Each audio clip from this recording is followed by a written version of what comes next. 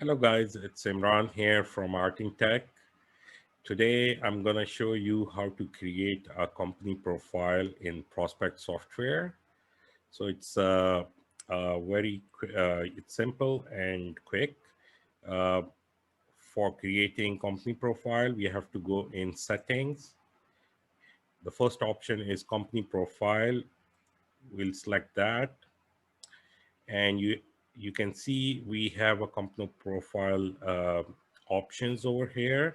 So the first is name. You can add the company name over here. Then the tagline, you can add a tagline like it says reliability and sustainability.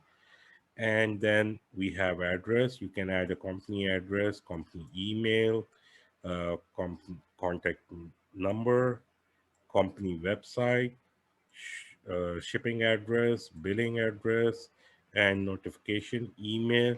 And if you want to receive emails on your sales order, you can check this box so you can receive the emails on the sales order.